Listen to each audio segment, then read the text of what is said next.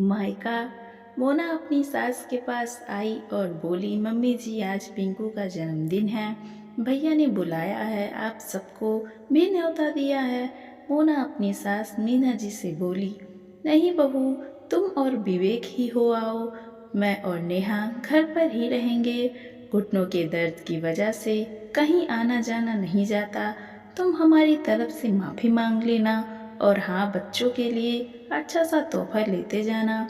जी mummy जी, जी मैं सब्जी बना जाती हूँ और आटा लगा देती हूँ, आप दोनों को जब भूख हो नेहा रोटी सेक देगी, आप खाकर दवा खा लेना। तब नेहा आई, क्या माँ आपने भाभी को क्यों जाने दिया, उनके मायके में हमेशा कुछ ना कुछ होता रहता है, आप भी उन्हें कभी मना नहीं करती और भाभी को तो बस मायके जाने का बहाना चाहिए होता है। मोना के जाने के बाद गुस्से में नेहा बोली, क्योंकि अब घर के सारे काम नेहा को जो करने थे, तो क्या हुआ बेटा, जाने दे, उसके मायके जाने से तुझे क्यों परेशानी हो रही है। वो चली जाती है, सारा काम मुझे करना पड़ता है। कौन सा काम करती है तू, वो सारे काम करके जाती है, बस रोटी ही तो बनानी है, अगर तुझे रोटी भी नहीं बनानी तो मैं बना दूंगी। माँ ने गुस्से में नेहा को डांटा। फिर भाभी का हर दूसरे दिन तीसरे महीने मायके जाना क्या सही है, ऐसे तो वो हमें कभी अपना ही नहीं पाएगी।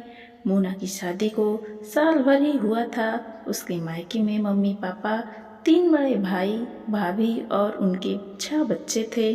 क्योंकि परिवार बड़ा था इसलिए हर दूसरे तीसरे महीने उसके मायके में कोई ना कोई फंक्शन होता रहता था, कभी किसी का जन्मदिन तो कभी शादी की सालगिरह। मोना का मायका ससुराल में 10-12 किलोमीटर ही दूर था, इसलिए मोना भी बुलावे पर अक्सर चली जाती। मीना जी को भी मोना के मायके जाने से कोई परेशानी नहीं थी, वो तो मोना को खुशी खुशी भेज देती। बस नेहा ही थी जो मोना के मायके जाने से चिढ़ जाती थी, क्योंकि मोना ने न रहने पर घर का सारा काम करना पड़ता था और उससे बहुत बुरा लगता था। तो क्या उसके मायके से दूर करके वो हमें अपना लेगी। मम्मी आप बहुत सीधी हो, सालनी की मम्मी को देखो, वो उनकी भाभी को मायके तो क्या आसपास घूमने भी नहीं जाने देती। बेटा दूसरे अपने बहू के साथ क्या करते हैं मुझे उससे क्या मतलब, लेकिन मैं अपनी बहू पर किसी प्रकार की बंदिशें नहीं लगाना चाहती। तू आज नहीं समझेगी, कल जब तेरी शादी हो जाएगी तब समझेगी। बेटी को कितना ही प्यार करने वाला ससुराल क्यों ना मिल जाए, पर मायके का मोह कभी नहीं होता। मायके जा, कुछ देर के लिए सही, पर हम अपनी परेशानी जिम्मेदारी से थोड़ी देर के लिए आज़ाद हो जाते हैं। तेरी दादी मुझे मायके नहीं भेजती थी, कहती थी मुझे अब घर का काम नहीं करना होता, बस शादी विवाह में ही जा पाती थी। माँ बाबा की बीमारी पर खैर खबर लेने या अपने भाई भतीजों के जन्मदिन सालगिरह पर कभी नहीं गई। मैं नहीं चाहती मायके से दूर रहने की, जो बेचैनी मैंने महसूस की है मेरी बहू को भी करे। कहते हुए मीना जी की आंखें नम हो गई। बेटा बीते कल में सबक लेकर हम अपना आज और आने वाला कल संवार सकते हैं।